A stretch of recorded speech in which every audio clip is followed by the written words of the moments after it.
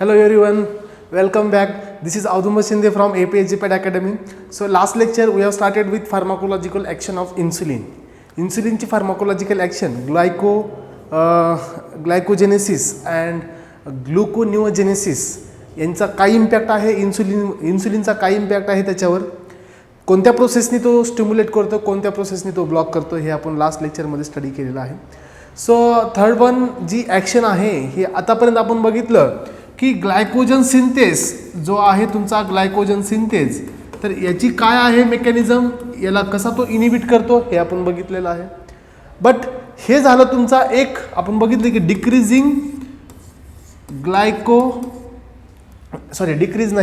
Increasing एक ठिकाणी आपण लास्ट मेकॅनिझममध्ये काय स्टडी केला, इन्क्रीज केलं ग्लायकोजन सिंथेसिस, म्हणजे ग्लुकोजचं कन्व्हर्जन आपण ग्लायकोजनमध्ये इन्क्रीज केलं, ही झाली फर्स्ट मेकॅनिझम. फर्स्ट नाही सेकंड, ग्लुकोनिओजेनेसिस फर्स्ट, ते सेकंड आणि आता आपल्याला थर्ड बघायचे. So what is third mechanism.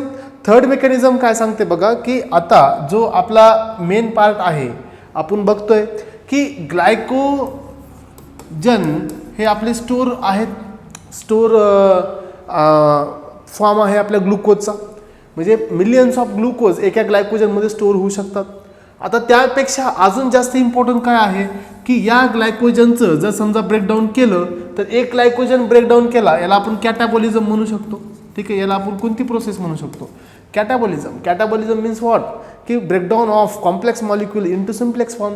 हा तुमचा ग्लुकोज आहे, हा कोण आहे ग्लुकोज, हा तुमचा सिम्प्लेक्स फॉर्म आहे आणि हे तुमचा कॉम्प्लेक्स फॉर्म आहे, हे आपल्याला माहीत आहे. पण आता याच्यामुळे काय होतं की आपल्या ब्लडची ग्लुकोज लेवल ही वाढते, कारण हे स्टोरेज आहे, स्टोर फॉर्म आहे. whenever it is required then it will be automatically converted into, automatically means regulation आहे त्याचं, हार्मोनल रेग्युलेशन आहे, सेंट्रल नर्वस सिस्टीमचं रेग्युलेशन आहे, त्यानुसार ते रेग्युलेट होतात. ठीक आहे. सो आता आपल्याला काय बघायचं की कोणत्या प्रोसेसनी याचं ग्लायकोजिनोलायसिस होतं आणि त्या प्रोसेसला कोण रिस्पॉन्सिबल आहे.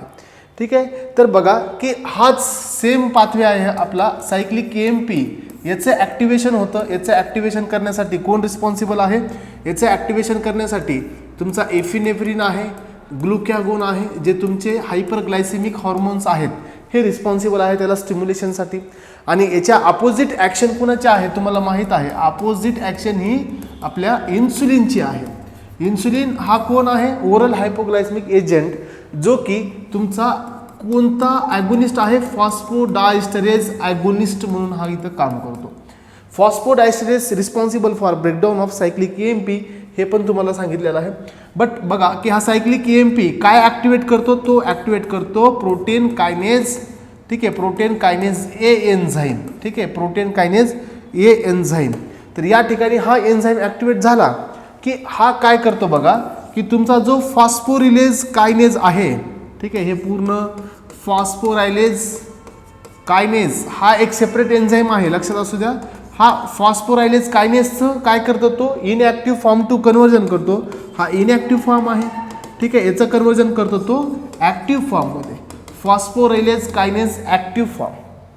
आता बघा की परत हा एन्झाईम काय करतो, हा एन्झाईम आपल्या पुढच्या स्टेपमध्ये तो सेम कंडिशनमध्ये काम करतो, तो म्हणजे एक मिनिट, ओके आपण नेक्स्ट पेज घेऊ. ठीक आहे, बघा की फॉस्फोरायलेज कायनेज जो आहे या ठिकाणी फॉस्फोरायलेज कायनेज हा ॲक्टिव्ह झाला. फॉस्फोरायलेज कायनेज ॲक्टिवेट, बघा या ठिकाणी हा ॲक्टिवेट करतो तुमचा, परत त्याचं नाव आहे फॉस्फोरायलेज एन्झाईम्स. फॉस्फोरायलेज P हा एन्झाईम आहे, हा इनॲक्टिव्ह आहे. याचं ॲक्टिवेशन केलं तुमच्या फॉस्फोरायलेज कायनेजनी. याचं ॲक्टिवेशन केल्यानंतर हा ॲक्टिव्ह फॉर्ममध्ये आला. हा काय करतो, याचं काम आहे या ॲक्टिव्ह फॉर्मचं की तुमचा जो ग्लायकोजन आहे, ग्लायकोजनचं कन्वर्जन ग्लुकोज 6 फॉस्फेटमध्ये करणे. ठीक आहे, म्हणजे तुमचं तो ब्रेकडाऊन करतोय. ब्रेकडाऊन करतोय म्हणजे काय, आता या ठिकाणी काय दिसतंय तुम्हाला की आपण बघितलं की या पाथवेमध्ये ग्लायकोजन आणि इफिनेफ्रिन सायक्लिक KMP ला ॲक्टिवेट करतात. प्रोटीन कायनेज एचं ॲक्टिवेशन होतं, प्रोटीन कायनेज ए ॲक्टिवेट करतो phosphorylase kinase inactive to active, and phosphorylase kinase हा ॲक्टिव्ह करतो phosphorylase P, inactive to active. Phosphorylase P काय करतो, ग्लायकोजनचं ॲक्टिवेशन करतो, म्हणजे ब्रेकडाऊन करतो ग्लुकोज 6 फॉस्फेटमध्ये. ग्लुकोज 6 फॉस्फेट परत कन्वर्ट होतो तुमच्या ग्लुकोज 6 फॉस्फेटेज एन्झाईमनी ग्लुकोजमध्ये. तर काय झालं इथं तुमच्या परत या ठिकाणी कशाचं प्रोडक्शन झालं, ग्लुकोज. तर या सगळ्या प्रोसेसला म्हणतो आपण ग्लायकोजिनोलायसिस. अँड ग्लायकोजिनोलायसिस ही पोटेन्शिएट कोण केली, तुमच्या इफिनेफ्रिननी केली. ठीक आहे, त्यानंतर तुमच्या अजून ग्लुकॅगोननी केली जो तुमचा याच्यासाठी रिस्पॉन्सिबल आहे. त्यानंतर तुमचे ग्रोथ हार्मोन पण याच्यासाठी रिस्पॉन्सिबल असतात, लक्षात असू द्या. तर हे अशा प्रकारच्या मेकॅनिझम आहेत जे हायपरग्लायसेमिया इंड्यूस करतात. आणि ही मेकॅनिझम रिव्हर्स कोण केली, रिव्हर्स करण्यासाठी तुमचा एक हार्मोन आहे तो म्हणजे इन्सुलिन. इन्सुलिन काय करेल, या ठिकाणी फॉस्फोडायस्टरेज एन्झाईमचं ॲक्टिवेशन करेल आणि फॉस्फोडायस्टरेज एन्झाईम PDE एन्झाईम हा काय करेल, तुमचा सायक्लिक EMP जो आहे, सायक्लिक EMPचं कन्वर्जन 5' मध्ये करेल, which is inactive in form. ठीक आहे, हा कसा आहे, इनॲक्टिव्ह आहे. तर अशा प्रकारे हे आहे हे आहे तुमचा third mechanism of action from insulin. आणि ही मेकॅनिझम तुमची क्लिअर झाली असेल तर तुम्ही नेक्स्ट मेकॅनिझमकडे जाऊ शकतो आपण. ठीक आहे, त्यानंतर अजून एक पॉईंट इथं लिहून घ्या, इफेक्ट ऑफ. ठीक आहे, इफेक्ट ऑफ कॅल्शियम. कॅल्शियमचा इफेक्ट काय आहे, कोणत्या मेकॅनिझमवर, ग्लायकोजिनोलायसिसवर. लक्षात असू द्या, कॅल्शियमचा इफेक्ट काय आहे बघा. कॅल्शियम काय करतोय, एक साईडने आपण बघतोय की तुमच्या बीटा सेलमध्ये who is responsible for depolarization in beta cell. ठीक आहे, बीटा सेलमध्ये कोण रिस्पॉन्सिबल आहे, कॅल्शियम रिस्पॉन्सिबल फॉर इन्सुलिन. हे तो आपण जनरली बघतो. बट या ठिकाणी ॲक्शन कशी अपोजिट आहे बघा, की कॅल्शियम हे बीटा सेलमध्ये इंड्यूस करतं तुमचं डिपोलरायझेशन अँड डिपोलरायझेशन रिस्पॉन्सिबल फॉर तुमच्या इन्सुलिन रिलीजला, एक्झोसायटोसिसला. हे आपण डिस्कस केलेलं आहे. बट इथं या कंडिशनमध्ये तुमच्या मसल्समध्ये बघा की तुमच्या ज्या वेळेला तुमचं कॅल्शियम म्हणजे ज्या वेळेला तुमचे मसल्स हे कॉन्ट्रॅक्ट होतील, ठीक आहे, मसल कॉन्ट्रॅक्ट होतील या कॅल्शियमनी, फर्दर कॅल्शियम रिलीज होतं तुमच्या सार्कोप्लाझमिक रेटिक्युलममधून. कॅल्शियम बाहेर आल्यानंतर कॅल्शियम तुमच्या कशाशी बाइंड होतं, काल्मोडुलिन बरोबर आहे, काल्मोडुलिन याच्यासोबत हे बाइंड होतं. आणि हा जो कॉम्प्लेक्स आहे कॅल्शियम प्लस काल्मोडुलिनचा, हा कॉम्प्लेक्स ॲक्टिवेट करतो तुमच्या प्रोटीन कायनेज एन्झाईमला, जो की रिस्पॉन्सिबल होता ग्लायकोजिनोलायसिससाठी. इथपर्यंत क्लिअर आहे का बघा. मीन्स ओव्हरऑल जर इफेक्ट बघाल तुम्ही, आता या ठिकाणी आता मला सांगा की आपण बघितला होता की तुमचा जो प्रोटीन कायनेज ए आहे, ठीक आहे, याचं ॲक्टिवेशन कोण केलं होतं, सायक्लिक EMPनं. बट सायक्लिक EMP हा तुमचा सेकंडरी न्यूरोट्रान्समीटर आहे, मेसेंजर आहे, हे आपण डिस्कस केलेलं आहे. बट ऑलवेज हा रिस्पॉन्सिबल नाही, एक साईडने तुमचा हा calcium also act as a secondary messenger.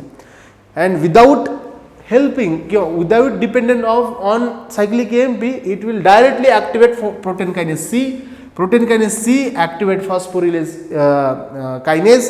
Phosphorylase kinase activate phosphorylase P enzyme and conversion of glycogen into glucose 6 phosphate. Glucose 6 phosphate converted into glucose by the help of glucose 6 phosphatase. तर हा आपला एक फंडा आहे जो आपण बघतोय आणि ही आपली एक मेकॅनिझम आहे. ठीक आहे, तर हे सगळं क्लिअर झालं पाहिजे. आय थिंक हे क्लिअर असायलाच पाहिजे, इतकं एकदम प्रॉपरली तुम्हाला हे समजते. ठीक आहे, तर आता या सगळ्या यांचा ओव्हरऑल इफेक्ट काय असेल. ओव्हरऑल इफेक्ट आपण बघितला की ग्लुकॅगोन हा काय करतोय, इन्क्रीज करतोय तुमचं ग्लायकोजिनोलायसिस.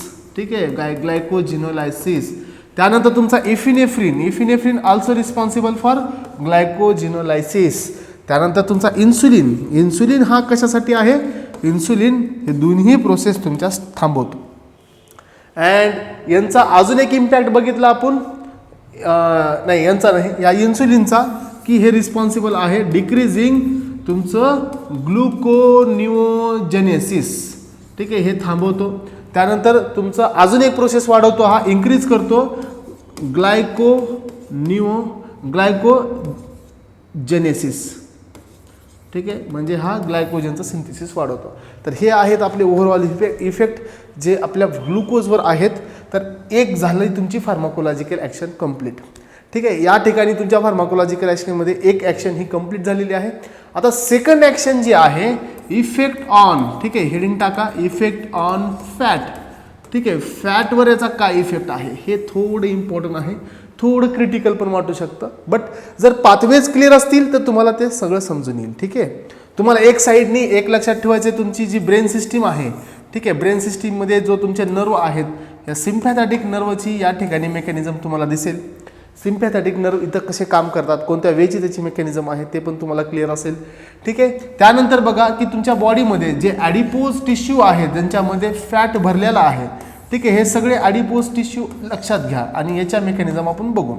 ठीक आहे, आपण बघतो की ॲडिपोज टिश्यूवर कोणते रिसेप्टर आहेत तुमचे ॲड्रिनर्जिक बीटा 3 रिसेप्टर इथं प्रेझेंट आहेत, हे पण लक्षात असू द्या. ठीक आहे, त्यानंतर तुमचा इन्सुलिन रिलीजसाठी कोणते रिसेप्टर रिस्पॉन्सिबल आहेत तुमचे बीटा 2 ॲगोनिस्ट आणि अल्फा 2 हे आपण बघितलं होतं, 2 रिसेप्टर इथं आहेत जे तुमच्या इन्सुलिन रिलीजवर ते काम करतात. इथपर्यंत क्लिअर आहे सगळ्यांना. मग आता काय होतं बघा, ज्या वेळेला मी इनिशियली नॉर्मल कंडिशन सांगेल, नॉर्मल कंडिशनमध्ये काय होतं ते आपण बघू. ठीक आहे, ज्या वेळेला तुमचं नॉर्मल कंडिशन आहे, नॉर्मल कंडिशनमध्ये बघा एक मिनिट, नॉर्मल कंडिशनमध्ये काय होतं की इन्सुलिन हे तुमच्या बॉडीमध्ये प्रेझेंट आहे. ठीक आहे, इन्सुलिनचा तुमचं मिनिमम कॉन्सन्ट्रेशन बॉडीमध्ये आहे. इन्सुलिन काय करतं, तुमच्या ग्लुकोजचं अपटेक करतं. ग्लुकोजचं अपटेक केलं की तुमचं ग्लुकोज परत बॉडी तुमच्या बीटा सेलमध्ये जातं आणि त्या ठिकाणाहून ग्लुकोजचं इन्सुलिन बीटा सेलमध्ये अपटेक नाही, कारण त्या ठिकाणी GLUT2 हे सांगितलं होतं मी, ते त्या इन्सुलिन डिपेंडंट नाही आहे. तर ग्लुकोज हे नॉर्मली ब्लडमधून तुमच्या बीटा सेलमधून जातं, बीटा सेलमधून तुमचं इन्सुलिन रिलीज करतं.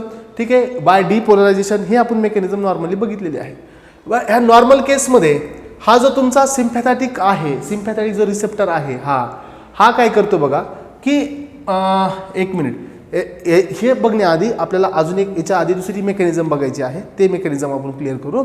ठीक आहे, की ज्या वेळेला हे तुमचं फॅट आहे, हे फॅटचं ब्रेकडाऊन होतं तुमच्या कशामध्ये, ट्रायग्लिसराईडमध्ये. ठीक आहे, ट्रायग्लिसराईड्स लक्षात असू द्या, ट्रायग्लिसराईड्स हे परत रिव्हर्ट बॅक कन्वर्टेड होतात तुमच्या कशामध्ये, तुमच्या फॅटमध्ये. हे आहे नॉर्मल कंडिशन. आणि हे कशामुळे होतं, कारण ट्रायग्लिसराईड आपण बघतो की triglyceride also converted into acetyl कोए. ठीक आहे, हे पण लक्षात असू द्या, ॲसिटिल कोए beta oxidation and triglyceride also converted into glycerol, हे पण तुम्हाला माहीत आहे. म्हणजे काय की यांचं जे ब्रेकडाऊन आहे हे ब्रेकडाऊन झाल्यानंतर एकतर इथे हे ग्लिसरॉल आणि ॲसिटिल कोएमध्ये कन्वर्ट होतील किंवा यांचं वापस याच्यामध्ये कन्व्हर्जन होईल. मग आता नॉर्मली काय होत असतं बघा, नॉर्मली तुमचं इन्सुलिन इथं प्रेझेंट आहे, इन्सुलिन या सगळ्या गोष्टीला रेग्युलेट करतं. आपण बघितलं की इन्सुलिन हा तुमचं ठीक आहे, ग्लुकोनिओजेनेसिस थांबवतंय, म्हणजे ग्लुकोजचं सिंथेसिस थांबवतंय. आणि तुम्हाला आठवतंय का मी सांगितलेलं होतं की glycerol also involve in ग्लुकोनिओजेनेसिस reverse action, आठवते का, इथे लिहून दिलेली होती बघा. या ठिकाणी मी ग्लिसरॉल दाखवलं होतं, ग्लिसरॉल 3-फॉस्फेट, त्यानंतर glycerol also act as a precursor.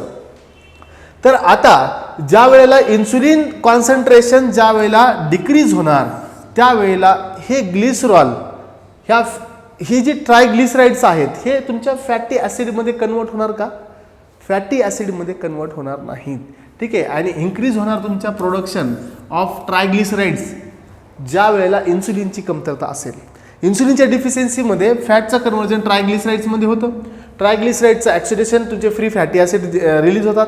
Free fatty acid back revert converted into fat, हे इम्पॉर्टंट आहे. बट ते कन्वर्ट न होता ते कन्वर्ट होतात तुमच्या ॲसिटिल कोए आणि ग्लिसरॉलमध्ये. कधी, ज्या वेळेला इन्सुलिनची डिफिशियन्सी असेल. ज्या वेळेला इन्सुलिनची डिफिशियन्सी असेल त्यावेळेला हे प्रिकर्सर कुठंतरी रिस्पॉन्सिबल आहेत तुमच्या ग्लुकोनिओजेनेसिसला. ठीक आहे, हे लक्षात असू द्या, ग्लुकोनिओजेनेसिस याच्यासाठी हे रिस्पॉन्सिबल आहेत. म्हणजे काय की ज्या वेळेला इन्सुलिनची जर डिफिशियन्सी असेल त्यावेळेला ग्लुकोजचं प्रोडक्शन वाढतं. मग ग्लुकोजचं प्रोडक्शन वाढायचं असेल तर तुम्हाला हे प्रिकर्सर पाहिजे, ॲसिटिल कोए, ग्लिसरॉल, जे की फ्री फॅटी ॲसिड आले तुमच्या ट्रायग्लिसराईड्सपासून. म्हणजे इन्सुलिनच्या प्रेझेन्समध्ये तुमच्या लिपिडचं काय होतंय, लायपोलायसिस. ठीक आहे, लिपिडचं काय होतंय लायपोलायसिस वापस लिपोजेनेसिस होणार नाही in case of insulin deficiency. समजते का इथपर्यंत? आणि ज्या वेळेला समजा इन्सुलिनचं कॉन्सन्ट्रेशन हे तुमच्या बॉडीमध्ये नॉर्मल असेल, ठीक आहे, इन्सुलिन कॉन्सन्ट्रेशन हे बॉडीमध्ये कसं आहे नॉर्मल आहे, त्यावेळेला काय होतं इन्सुलिन ही प्रोसेस डिक्रीज करणार, फ्री फॅटी ॲसिड जे तुमचे ॲसिटिल कोए आणि ग्लिसरॉलमध्ये कन्वर्ट होणार आहे ते तिकडे जाणार नाहीत, हे रिव्हर्ट बॅक कन्वर्ट होतात तुमच्या फॅटमध्ये. याला म्हणतो आपण लिपोजेनेसिस. याला काय म्हणतो आपण लिपोजेनेसिस. ही एक मेकॅनिझम आहे. ठीक आहे, अजून एक सांगतो तुम्हाला जे आपण या मेकॅनिझमनी म्हणजे इथं ओव्हरऑल इफेक्ट काय मिळाला तुम्हाला decreasing gluconeogenesis by converted into lipids, triglycerides, free fatty acids वापस कन्वर्ट केले जातात तुमच्या फॅटमध्ये. तर ही आहे त्याची मेकॅनिझम ज्या थ्रू तुमचं ग्लुकोनिओजेनेसिस थांबवलं जातं. आणि हेच मी तुम्हाला लास्ट स्लाइडमध्ये एक्सप्लेन करतोय की ज्या वेळेला नॉर्मल कंडिशनमध्ये तुमचं काय होतंय की फॅटचं इन्सुलिन प्रेझेंट असल्यामुळे ग्लुकोनिओजेनेसिस तुमची डिक्रीज होईल आणि ग्लिसरॉल अँड ॲसिटिल कोए मध्ये जे काही कन्व्हर्जन व्हायचे ते तुमचं थांबेल. Acetyl CoA also responsible for production of ketone bodies, keto acidosis हे लक्षात आहे तुम्हाला. डायबेटिक कोमा किंवा डायबेटिक कंडिशन हे जी आहे ह्या तुमच्या ॲसिटिल कोएमुळेच होतं, ते पण मी तुम्हाला सांगेल. But before that you should know. So when ever insulin concentration is normal, ठीक आहे, हे इन्सुलिन कॉन्सन्ट्रेशन नॉर्मल असेल त्यावेळेला इन्सुलिन रिस्पॉन्सिबल आहे तुमच्या म्हणजे जे काही फॅट तुमचं ब्रेकडाऊन झालेलं आहे त्याचं वापस तो ट्रायग्लिसराइड थ्रू वापस तो फॅटमध्ये कन्वर्जन करतो. आणि जे तुमचं इकडं जो बायपास पाथवे निघता इकडं ग्लिसरॉल आणि ट्रायग्लिसरिक ॲसिटिल कोए हे थांबवतो. ठीक आहे, हे आहे याला म्हणतो आपण लिपोजेनेसिस.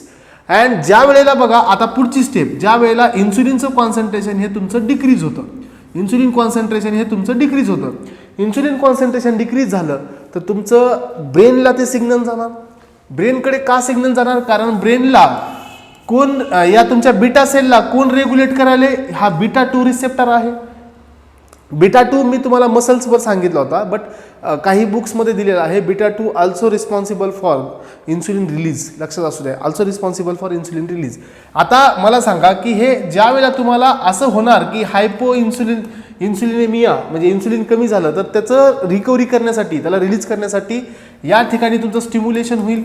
या ठिकाणी स्टिम्युलेशन झाल्यानंतर हा सिम्पॅथॅटिक नर्वमधून हा नॉर ॲड्रिनलिन तुम्हाला रिलीज करेल. नॉर ॲड्रिनलिन रिलीज झाला की काय होईल की हा बीटाला तर ॲक्ट करेल, but it also has affinity towards beta 3 receptor which is present on adipose tissue. And या कंडिशनमध्ये तुमचं परत काय होईल, हा ॲक्टिवेट झाला की तुमचं लायपोलायसिस इन्क्रीज होईल. आणि लायपोलायसिस इन्क्रीज होत असेल बिकॉज ऑफ इन्सुलिन डिफिशियन्सी. लक्षात असू द्या, लायपोलायसिस इन्क्रीज होत असेल because of insulin deficiency. So it will generate ट्रायग्लिसराइड converted into glycerol and free fatty acid. Glycerol and free fatty acid act as a precursor in glyconeogenesis. Okay, तर ही आहे सगळ्यात main तुमची mechanism जे तुम्हाला इथं समजली असायलाच पाहिजे. ठीक आहे, त्याचे काही पॉईंट्स आहेत बघा की बघा इन्सुलिन जे सिक्रिशन आहे इथं राईट डाऊन करा. इन्सुलिन काय करतो बघा, तुमचं सप्रेस करतो, डिक्रीज करतो फॅट लिपोलायसिस. ठीक आहे, जर असं होत असेल तर काय होणार, तुमचं हिपॅटिक ट्रायग्लिसराइड जे आहेत त्यांचं पण कॉन्सन्ट्रेशन डिक्रीज होणार. ठीक आहे, अँड डिक्रीज होणार तुमचं प्रोडक्शन ऑफ ग्लिसरॉल. ठीक आहे, ग्लिसरॉल अँड तुमचे ॲसिटिल कोए. आणि असं होत असेल तर डिक्रीज होणार तुमची ग्लुकोनिओजेनेसिस. ठीक आहे, हे पण इम्पॉर्टंट आहे आणि याच वेळी तुम्ही तुमच्या मेकॅनिझम लक्षात ठेवू शकता. अदरवाईज मेकॅनिझम लक्षात ठेवणं तुम्हाला थोडं कंडिशन अवघड असेल. ठीक आहे, अँड डायबेटिक कंडिशनमध्ये काय होतं की इन्सुलिनची डिफिशियन्सी आली in diabetic condition, diabetes mellitus 1 condition. इन्सुलिनची काय आली, डिफिशियन्सी आली, डिफिशियन्सी ऑफ इन्सुलिन. असं जर होत असेल तर काय होणार, तुमची जे फॅट आहे फॅटचं ब्रेकडाऊन हे इन्क्रीज होणार. ठीक आहे, फॅटचं ब्रेकडाऊन इन्क्रीज होणार. Increase free fatty acid delivery to liver.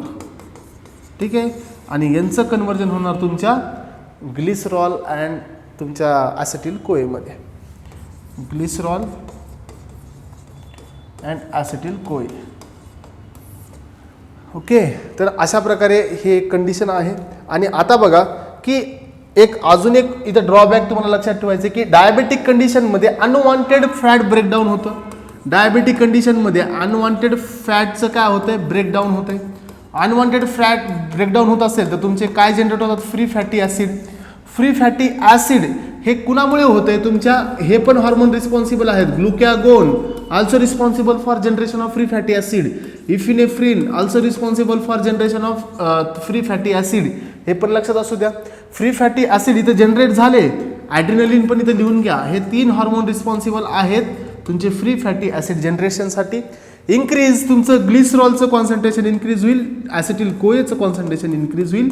आणि हा पाथवे तुम्हाला मी दाखवणार आहे की कीटोन बॉडी सिंथेसिस बायोकेमिस्ट्रीमध्ये बघतोय की ॲसिटिल कोए responsible for synthesis of ketone bodies.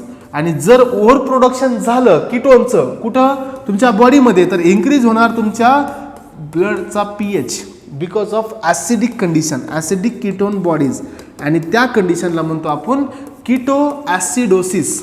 Keto acidosis म्हणजे काय की कीटोन बॉडीचं तुमचं प्रोडक्शन वाढल्यामुळे त्याला म्हणतो आपण keto acidosis. And keto acidosis responsible for, हे कीटो ॲसिडोसिस रिस्पॉन्सिबल आहे की तुमच्या ब्रेनला, ठीक आहे, ब्रेनला ग्लुकोजचं जे युटिलायझेशन आहे, ग्लुकोज युटिलायझेशन इन ब्रेन हे काय करतो, तो डिक्रीज करतो.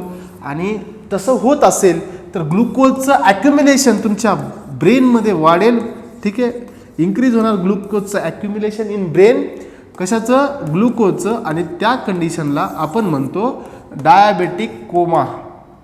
ठीक आहे, डायरेक्ट लिहून घ्या, डायबेटिक कोमा.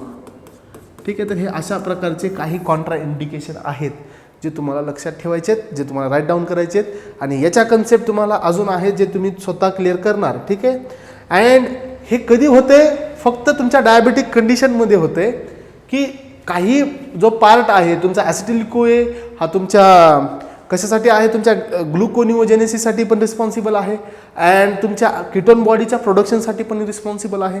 आता तो पाथवे मी इथं घेऊ शकत नाही, कीटोन बॉडीज प्रोडक्शन, ते तुम्हाला बायोकेमिस्ट्रीच्या चॅप्टरमध्ये, मी बायोकेमिस्ट्रीचा हा तुमचा जो काही सेक्शन आहे, पूर्ण बायोकेमिस्ट्री जो तुमचा सब्जेक्ट आहे, सॉरी बायोकेमिस्ट्री मी किमोथेरपीच्या आधी लास्ट सेक्शन जो असेल आपल्या कोलॉजीचा तो असेल chemotherapy. And before that I will cover whole biochemistry, then I will finish with chemotherapy. ठीक आहे, का, कारण जेवढे काही पाथवेज आहेत, purine, pyrimidine, folic acid synthesis, पाबाचा पाथवे असेल, हे सगळे nucleic acid, D N A base pairing, RNA synthesis, mRNA, tRNA, rRNA, हे सगळे बेसिक कन्सेप्ट तुमच्या बायोकेमिस्ट्रीमध्ये आहेत. अँड तुम्ही त्याला एकदम फ्रीली डायजेस्टेबल असाल, लक्षात असू द्या. खूप डीपली तुमचा तो बायोकेमिस्ट्री कव्हर केला जाईल, कोणत्याही प्रकारचा तुम्हाला त्या ठिकाणी डाऊट राहणार नाही. सगळे पाथवे, सगळे एन्झाईम, त्याच्यामध्ये तुमचं प्रोटीन असेल, लिपिड असेल, कार्बोहायड्रेट्स असतील, विटामिन्स असतील, न्यूक्लिक ॲसिड असेल, मिनरल असतील.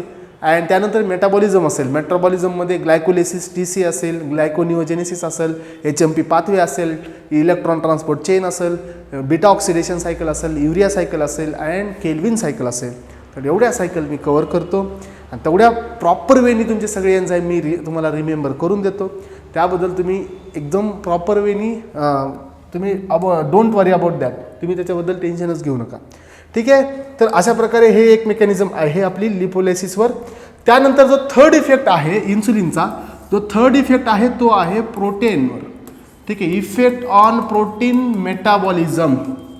मी ऑलरेडी एकदा सांगितलं होतं तुम्हाला की how protein responsible for gluconeogenesis. Protein हा कोण आहे, प्रोटीन हा तुमचा कॉम्प्लेक्स आहे. कॉम्प्लेक्स म्हणजे कोण आहे, हा तुमचा पॉलिमर आहे. पॉलिमर कशाचा आहे, हा तुमचा पॉलिमर अमायनो ॲसिडचा आहे. अमायनो ॲसिडची लिंकेज होते तुमच्या रायबोझोममध्ये, रायबोझोमल युनिट 30S 50S रायबोझोमल युनिटमध्ये लिंकेज होते अँड त्याचं कन्वर्जन होतं तुमच्या कॉम्प्लेक्स पॉलिमरमध्ये. ठीक आहे, प्रोटीन्स, त्याला म्हणतो आपण proteins. Proteins are polymer of amino acid.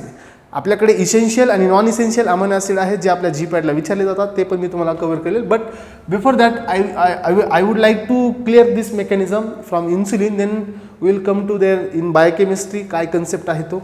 ठीक आहे. तर हा जो प्रोटीन आहे, हा प्रोटीन हा इन्सुलिनच्या डिफिशियन्सीमध्ये काय होतं की प्रोटीनचं ब्रेकडाऊन इन्क्रीज होतं. प्रोटीनचं ब्रेकडाऊन इन्क्रीज होत असेल तर प्रोटीन कशामध्ये कन्वर्ट होतात, तुमच्या अमायनो ॲसिडमध्ये. आणि तुम्हाला मी पहिल्या याच्यामध्ये सांगितलेलं आहे की अमायनो ॲसिडमध्ये जे काही प्रोटीन आहे ते ब्रेकडाऊन होतात, तुमच्या ब्लडमध्ये रिलीज होतात आणि त्यांचं ब्लड टू ते लिव्हरमध्ये जातात. ठीक आहे. हे तुमच्या प्रोटीनचं ब्रेकडाऊन झालं की हे अमायनो ॲसिड कन्वर्ट झाले, हे तुमच्या लिव्हर ब्लडमध्ये आले. इनिशियली ब्लड टू कुठे गेले, लिव्हरमध्ये गेले. लिव्हरमधून तुमच्या या आपण जी सायकल बघितली होती TCA ग्लायकोनिओजेनेसिस, ऑक्झॅलॅसिटेट वगैरे असं तसं ते होते ना, तर सगळे हे अमायनो ॲसिड रिस्पॉन्सिबल असतात तुमच्या कशाच्या प्रोसेसला, उलट्या रिव्हर्स प्रोसेसला ऑफ ग्लायकोलिसिस, त्याला म्हणून ग्लायकोनिओजेनेसिस अँड इन्क्रीज करतात ग्लुकोजचं प्रोडक्शन. तर ही कंडिशन कधी आहे, डिफिशियन्सी ऑफ इन्सुलिन, इन्सुलिनच्या डिफिशियन्सीमध्ये ही कंडिशन आहे. ठीक आहे. आणि जर असं होत असेल तर काय होणार की डायबिटीज कंडिशनमध्ये ओव्हर प्रोडक्शन होणार कशाचं, ग्लुकोजचं ओव्हर प्रोडक्शन होत असेल तर त्या कंडिशनमध्ये काय तो पर्सन सफर करेल, हायपर ग्लायसेमिया. आणि जर तुमच्या ब्लडमध्ये ग्लुकोजची लेवल वाढली तर ते ग्लुकोज तुमच्या GFR मधून फिल्टर होणार आणि तुमच्या युरिनमध्ये डिटेक्ट होणार, त्याला म्हणतो आपण ग्लायकोसयुरिया. ठीक आहे. तर हे आहेत कंडिशन. अँड इन्सुलिन काय करेल, इन्सुलिन ज्यावेळेला तुम्ही देणार, इन्सुलिन काय करेल, डिक्रीज कॅटाबॉलिझम ऑफ प्रोटीन. हे इम्पॉर्टंट पॉईंट्स आहेत, खूप इम्पॉर्टन्स आहेत. Insulin decrease catabolism of protein. Catabolism म्हणजे काय, ब्रेकडाऊन आहे तो प्रोटीनचं, तो काय करेल, डिक्रीज करेल. अँड इन्क्रीज करेल ॲनाबॉलिझम. ॲनाबॉलिझम म्हणजे काय की कॉम्प्लेक्सेशन हा इन्क्रीज करेल from amino acid to protein, म्हणजे काय प्रोटीन सिंथेसिस हा इन्क्रीज करेल. ठीक आहे. तर हे आहे त्याची एक मेन मेकॅनिझम मसलमध्ये की प्रोटीनचं ब्रेकडाऊन थांबवेल, प्रोटीनचं कॉम्प्लेक्सेशन वाढवेल from amino acid. Amino acid जर कमी झाले तर काय होणार की तुमचं बॉडीमधलं जे काही ग्लायकोनिओजेनेसिसचे जे प्रिकर्सर आहेत, ठीक आहे, ग्लुकोनिओजेनेसिसचे जे काही प्रिकर्सर आहेत, हे सगळे प्रिकर्सर या ठिकाणी डिक्रीज होतील. अल्टिमेटली ग्लुकोज प्रोडक्शन कमी होईल. अँड यांचं अजून एक बघा की तुमच्या प्रोटीनचं जर ब्रेकडाऊन झालं तर प्रोटीनचं ब्रेकडाऊन कशात होणार, तुमच्या अमायनो ॲसिडमध्ये अँड युरियामध्ये, नायट्रोजिनस सबस्टन्समध्ये. ठीक आहे. एक्सेस युरिया प्रोडक्शन होतं ज्या वेळेला तुमचं काय होणार की इन्सुलिनची डिफिशियन्सी असेल तर एक्सेस युरिया प्रोडक्शन होईल, कारण ह्या ब्रेकडाऊनमुळे, या प्रोसेसमुळे. आणि त्यामुळे हा युरिया तुमच्या युरिन थ्रू काय होणार, हा एक्सक्रीट होणार. आणि जर असं होत असेल तर बॉडीमध्ये काय कोणती कंडिशन येऊ शकते, निगेटिव्ह नायट्रोजन बॅलन्स. ठीक आहे. निगेटिव्ह नायट्रोजन बॅलन्स, कारण नायट्रोजनचे बॉडीमधली जे काही डिफिशियन्सी येईल because of over excessive excretion of urea, production झालं, एक्सक्रीट होणार. ठीक आहे. तर हे आहेत आपल्या फार्माकोलॉजिकल ॲक्शन. आणि या ठिकाणी आपल्या सगळ्या फार्माकोलॉजिकल ॲक्शन इथं फिनिश झालेल्या आहेत. ठीक आहे. सो बघा, ह्या सगळ्या मेकॅनिझम क्लिअर आहेत का, खूप चांगल्या प्रकारे एकदम properly with concept, with pathway आपण हे मेकॅनिझम घेतलेले आहेत. सगळ्याच कंडिशनमध्ये एकच रोल होता, तो म्हणजे ग्लुकोजचं प्रोडक्शन कमी करणे, आणि तो आपण बघितलेला आहे. ठीक आहे. सो पुढचा जो क्लास आहे त्यामध्ये जे रायटिंगचा पार्ट आहे तो कवर करून आपला ओरल हायपोग्लायसेमिक एजंट स्टार्ट केला जाईल. So okay, thank you so much.